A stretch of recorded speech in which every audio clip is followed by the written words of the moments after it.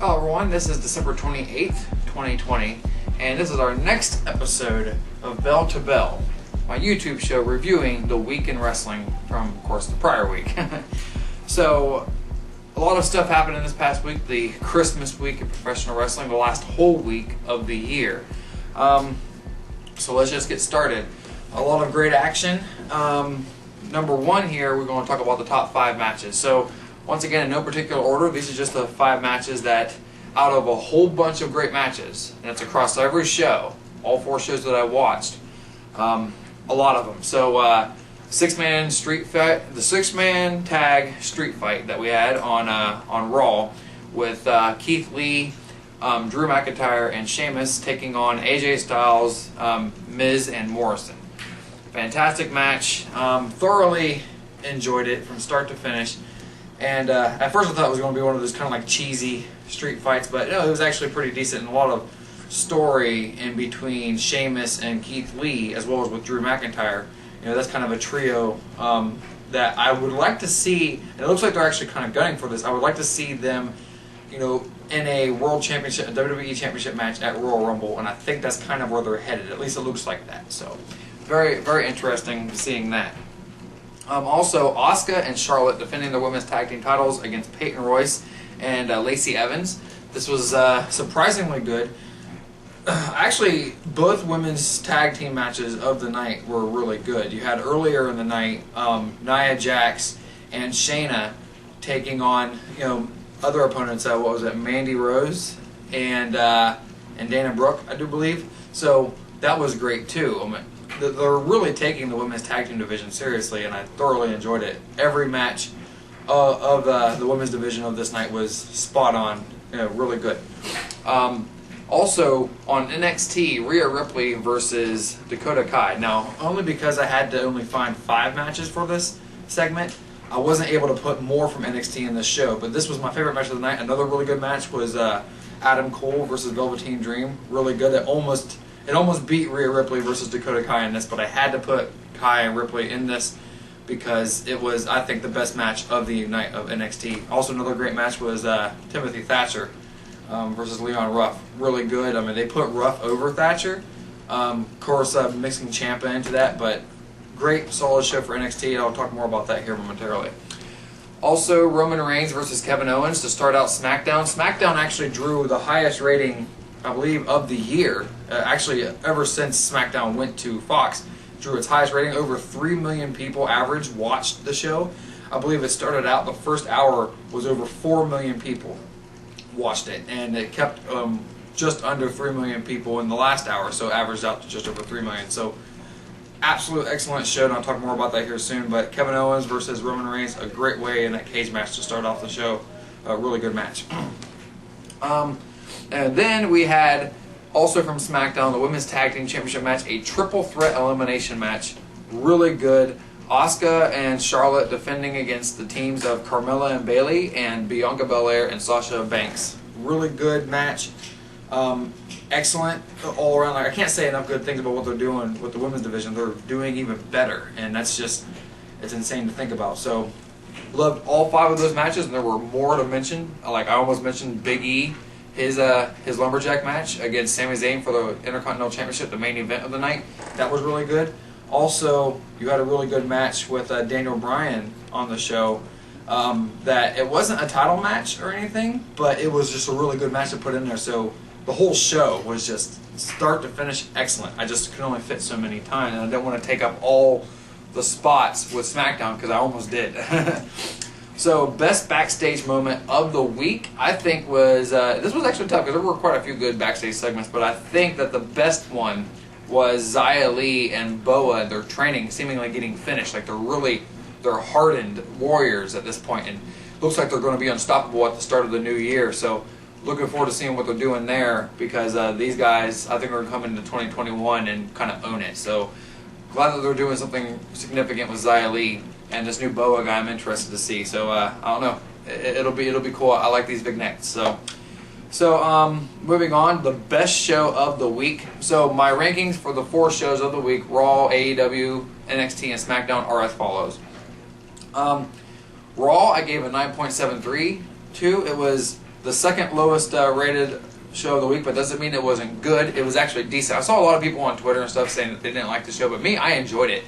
Granted, there were some parts that were kind of but at the same time, it was still relatively good. So I enjoyed it, and it was, it's heading in the right direction. I think in certain respects.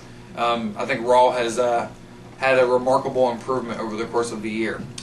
AEW gave a 9.35 to this. Like last week's show was excellent. I liked it. This week's show fell flat for me, and that's it's unfortunate because I'm wanting to stay interested, but I'm not interested in like any of the backstage stuff. The women's division has completely collapsed, in my opinion. The lowest rated part for me for the whole show was when Abaddon took a bite out of Sheeta, and I was just, I don't know, I'm not into that. Like I hope they go somewhere significant with this. And I know some people out there enjoy it, but me, I'm not interested in it. I felt bad because also the lowest rated match for me from the night was the match with Sheeta, which I love Sheeta, but it's just, I don't know. It's they've taken the joy out of watching the women's wrestling in AEW for me. So I'm sorry. That's just, but there were some strong segments, like the tag team segments, like the tag title match at the end of the night was good. The tag team match at the beginning of the night was good. So there were good segments. I'm not going to lie, but they, I don't know, like some of the stuff in between though is getting kind of like lost, and to me, and it's diminishing its value in my opinion. So I'm still enjoying it overall. It's just I see a decline in its quality, and that's the only thing I've noticed. NXT I gave a 9.81 to. It's the second highest rated show for me because this was a really, really, really good episode of NXT. I thought the ratings that you get, from how many viewers each show watches, I don't think it reflects how good each show is. Granted, AEW has some interesting things that captivate people and bring them in. I applaud them for having the audience that they have, that's reliable. I'm obviously someone who does watch AEW, and I don't just do it to, write down statistics or whatever, keep track of things. I do enjoy parts of it at least. So it's nice to have that alternative. But either way, NXT I thought was the strongest show of those two this week on the Monday Night Wars, even though it lost in the ratings. So SmackDown, though, I gave a 10 to. I think overall, every segment, every match hit the mark, and I think it deserved the high amount of viewers that it had. A remarkable viewing, by the way, for Christmas, and it was on Christmas Day, Friday. So definitely a good episode of SmackDown. I gave it a 10, and it's very hard for a show, I think, to get a 10 with all the segments and stuff. Just there was more emphasis on the matches than what there were on any backstage segments.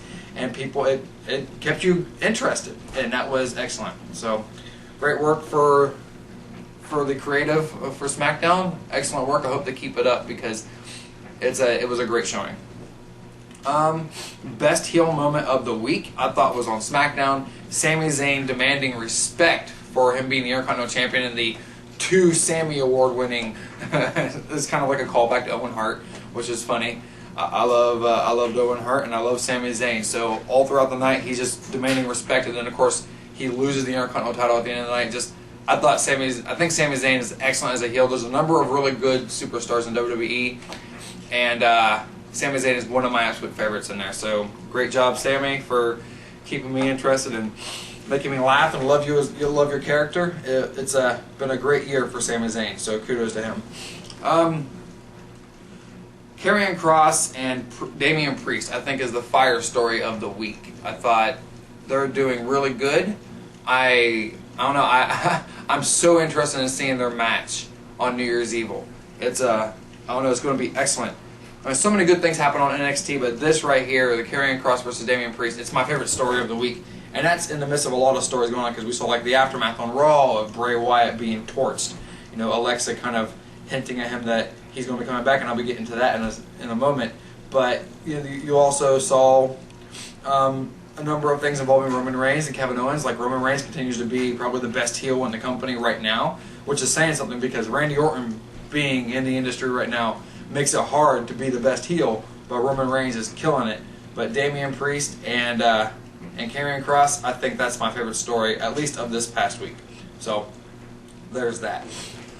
New star of the week, obviously not a debuting superstar.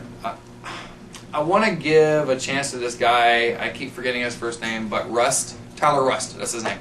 He's on NXT, but it seems like they're trying too hard. They're kind of trying to force him as a new star. Like, he kind of shined through a little bit last week on NXT, but this week his match kind of fell flat, and you kind of felt that when you were watching. I'm not sure where his charisma is, and that's something that he's lacking. But the new star this week is someone who's been in WWE for a little while, but they got their big break, at least big singles break, in a significant way. Like, kind of being reborn as a single star after leaving the New Day, being forced to. Big E, I think he's upcoming. You could tell he had his big moment in the main event. They put the Intercontinental title in the main event, which was awesome. So I love that. And this match felt important. The title felt important. And Big E feels really big right now. So I'm definitely happy for him. Great job. Looking forward to seeing what he does next year. The best promo of the week. This was kind of hard because I almost gave it to Shawn Spears. Because Shawn Spears had this moment, had this promo on AEW this week where he's talking about how the glove's not going to help make him a star, how the grass isn't greener on the other side, referring to him leaving WWE for AEW, and how he's just being disrespected all over again. Like, you almost feel like there's a little bit of reality in there, which is important. I think it's important to help sell it. So Shawn Spears, AEW has, I think they've dropped the ball on him just like WWE has had, but AEW gave him a better shot than what WWE did. So that's one credit I can give to AEW is they made him feel like a bigger star when he came in. Just they didn't know what to do with him for the first year. Like, after that feud with Cody, and it was very short-lived, they didn't know really what to do with him after that. They had this whole thing with the glove. Excuse me. They had this whole thing with the glove and with Tully Blanchard being his manager. So that that was interesting. And you almost had like some hints that there could be like a rebirth of the Four Horsemen. And I know AEW was trying to get the rights to that name. Honestly, I wish that was like kind of publicly available. I hate this whole trademarking certain things, and I really wish it didn't exist. But whatever. So Shawn Spears, he's almost like he's breaking free of Tully Blanchard, and I'm not sure what I think about that. But we'll see if this goes anywhere, but I kind of don't expect it to. And that's one of the reasons why I didn't make his promo the best promo of the week. Best promo of the week, I gave to Randy Orton. It was, once I was listening to Randy Orton, I knew it was going to probably be my favorite promo of the week just because he was talking about the voices in his head, and he was connecting his voices in his head with Bray's voices in his head, referring to The Fiend. And talk about how he burnt The Fiend down, and then all of a sudden, as he's about to leave, well, as he's finishing up, Alexa Bliss shows up. You see the lights going out like The Fiend's about to show up, but then Alexa appears with a playground set in the middle of the ring. Some people thought this was stupid, but I liked it. It's kind of like this otherworldly thing. People just need to understand that this is like a horror movie. I'm annoyed with how many times I have to explain this. Because some people apparently just don't have really good imaginations. They don't have deep imaginations enough to think. Like, this doesn't have to be realistic 100% of the time. Like, almost none of the Undertaker's gimmick, things were realistic 100%. Like, it was always supernatural. And Bray is a supernatural character. Heck, even when he was in the cult thing, it was always a pseudo supernatural character. He had connections with supernatural. But now Bray is pretty much entirely a supernatural character because he's supposed to be dead, and Alexa Bliss is like undead herself right now. That's one thing that people have to realize, that The Fiend practically killed Alexa Bliss back in the summer when he attacked her. So Alexa is twisted, and she's got quasi supernatural powers herself now. So we have to recognize that her connection with The Fiend makes her supernatural too. So hence the reason why the playground appears in the middle of the ring within a split second after the lights, go out and they come back on. So that part, it's I don't know. It's like I said, it's kind of annoying that you have to sometimes break it down for some wrestling fans, because some wrestling fans are kind of like dense where they don't get it. Like, I try to think outside the box when it comes to AEW, or when I was watching Impact or ROH. Like, every wrestling promotion does something supernatural at one point or another. Like WCW, obviously, did it a few times. They kind of failed tremendously with the whole 7 character with Dustin, but you know, they either way, everyone does it. So this, I think, is just one of the best ways that any company has done it, is with The Fiend and Alexa Bliss now. Like, I'm loving it. This was an excellent segment. That whole thing was my favorite promo of the week.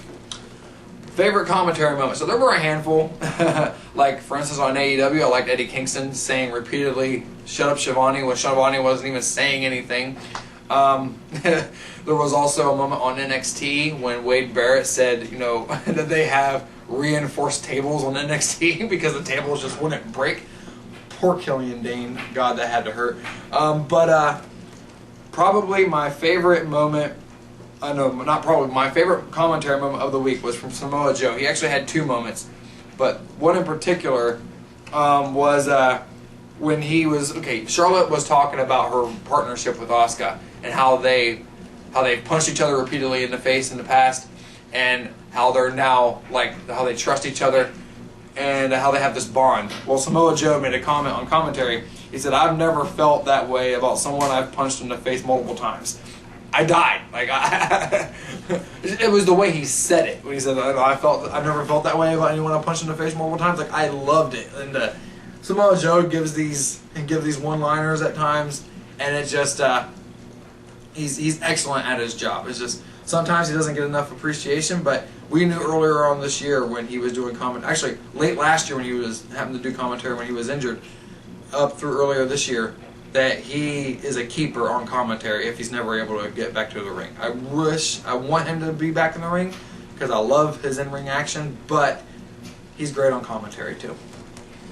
So, as we wrap up here, this week in wrestling history, December 28th, 1997 was the date of Starrcade 97, the infamous turning point for WCW from its dominance from the last half of 1996 all throughout 97 and the early part of 98. Its dominance began to turn around and come to an end at this show because the culmination of events for the Sting versus Hulk Hogan storyline, which they had built for over a year leading up to this point, it was excellent because Sting throughout that whole time kept teasing whether or not he was going to go to the NWO, and like every time you saw him, it was excellent. Like you could feel that energy. Like, man, you want to see these two collide, and like you just don't know. Like, is he going to join the NWO? Is he going to stay with WCW? And like Sting intentionally kept it like a mystery. This was Sting at his absolute best. Of course, mimicking the Crow in a way, but he did it in such a great way that you like almost forgot that he was mimicking the Crow. So, at Starrcade 97, it was a month after the Montreal Screwjob, so Bret Hart was in WCW at this point, and they were trying to, for whatever reason, they should have just left it alone, but for whatever reason, they felt like they had to like reinvent the Screwjob in their own way. And they were trying to reinvent it by saying like the NWO was screwing over Sting. And like I get it, why they were trying to do it this way, but it flopped. And I remember watching that pay-per-view. My best friend was visiting from Indiana, and we were watching that pay-per-view. And I remember feeling awkward, like because Pat Patterson, Nick Patrick rather, he was the corrupted referee in WCW who was like always on the take with the NWO. Well, he did like a fast count, or was trying to do. It was actually a regular count, but they tried to play it off like it was a fast count. And Hogan pinned Sting. But then Bret Hart kind of screwed over Hogan, restarted the match because he was a special enforcer. And he said, he mumbled underneath his breath, not again, as if, to say, like, no, we're not going to have another screw job. So then he restarted the match, and then Sting beat Hogan by a submission with the Scorpion Deathlock, which is, just identical to the Sharpshooter. So that was the infamous turning point, and that happened 23 years ago today, December 28th. So major turning point, it would be, between the Montreal Screwjob and Starrcade 97, between that period of time, you had 2 major things happen. You had Vince McMahon, real life screwing over Bret Hart, mostly because he was paranoid that Bret Hart was going to take the world title to WCW and do what Alundra Blaze had done, 2 years earlier when she threw the women's championship in the trash on WCW television. He was paranoid about that, and justifiably so. A lot of people have like very strong opinions about this, but I think in this case, McMahon was in the right because he was the boss. He was wanting Bret Hart to drop the title to Shawn Michaels in Montreal but Bret Hart was being a little bit selfish. He didn't want to do it on such a big stage. He wanted to do it the next time on Raw. He wanted to just relinquish the title. And that's just, a lot of people say, oh, McMahon should have just trusted Bret and just let him have his way. Like, no, McMahon, I think, had every right to distrust anyone at that point in time, because people sometimes conveniently forget how chaotic that time frame was in the industry. You just didn't know what was going to happen. You didn't know who was going to go where. You didn't have this 90-day period of time with contracts where someone had to wait so long before they showed up on another show. People would literally wrestle one night on a show, and the next thing you know, the next time a broadcast happened, they would appear on the other show. And it happened with X-Pac. It happened with, infamously, it happened with Rick Rude. Rick Rude was a part of D-Generation X initially. And around the time of the Montreal Screwjob, Rick Rude showed up on Raw, on a taped episode of Raw, and infamously showed up on Nitro the same exact night, jumping ship from WWE to WCW, and went from being a member of DX to being a member of the NWO. A few months later, X-Pac jumped from WCW to WWE, went from the NWO to DX. So, two people who were actually members of the two major groups around that time. But the other thing I want to mention is that these two big things that happened at the time was you had the Montreal Screwjob, McMahon in real life sort of creating this villainous character of himself, the Vince McMahon character, because after, I believe it was the Raw right after Survivor Series, I remember watching it, McMahon started to give the Bret Screwed Bret interview. So he had the black eye and he was saying Bret screwed Bret, and that laid the groundwork for the Mr. McMahon character. A lot of people hated him. I actually agreed with him. I appreciated what he was saying. I remember exactly where I was standing. It was one of those moments you just don't forget. But I remember watching that and thinking, yeah, Bret screwed Bret, and I agreed with him. But then, within months, you also had the build-up of Steve Austin, rising to the top of WWE. He had this storyline with The Rock over the Intercontinental title.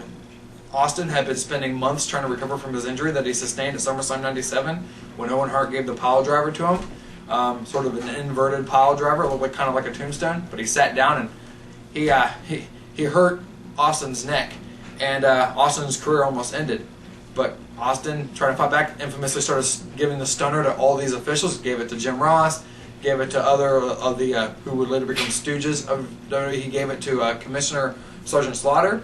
And then he gave it to McMahon, with the Montreal Screwjob, with the Bret Screwed Bret story, all of that combined to lead to the Austin versus McMahon storyline. The greatest storyline, I believe, in the history of the industry. I don't think anything will ever come close to it, because that does not exist without the Montreal Screwjob. So with that, all those things, combined with the flop of the Sting and Hogan storyline at Starrcade, that month to month and a half of wrestling was the key turning point in the industry. And that's something that we have to remember. 23 years ago today was the end of that period of time where we had this flop. A lot of people realized that they messed up, and they tried to make up for it, with having like a rematch between the two of them. But within months, WWE would start to overtake WCW. That 1998 became hyper competitive. And then by '99, it was over. So, yeah, that's just something to remember. I know this was kind of a long rant, but I love wrestling, and especially that time in history was really significant. So, without any further delay, and without boring you with more talk about all this, my website, make sure you go to danacrawford.org. You'll be able to find my podcast there, including Extra, my wrestling podcast that was originally an addendum to Wrestling Today, but is now the sole surviving part of Wrestling Today, as Jeff took a step back from podcasting and I'm left alone in it. So thank you for watching, and we will see you next time.